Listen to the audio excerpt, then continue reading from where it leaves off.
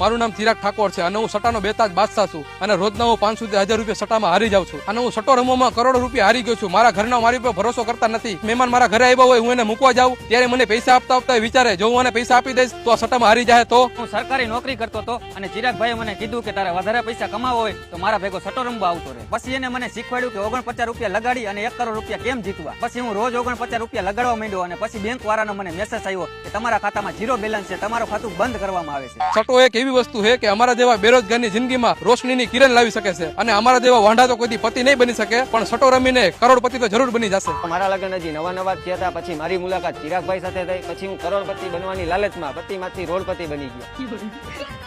અને મારું એવું એક સપનું છે કે ગુજરાતમાં જેટલા લોકો વ્યાજે પૈસા દે છે એ બધા પાસેથી વ્યાજે પૈસા લઈ લઉં અને બધા પૈસા હું સટ્ટામાં નાખી દઉં અને જો હું સટ્ટામાં જીતી જાઉં તો આ દેશ મૂકીને બીજા દેશમાં રહેવા વયો જઈશ અને જો હારી જાઉં ને તો જેની પાસે મેં પૈસા લીધા બધા ઉપર કેસ કરી નાખીશ એટલે પોલીસ વાળા એ લોકોની લીંડી કાઢી નાખશે.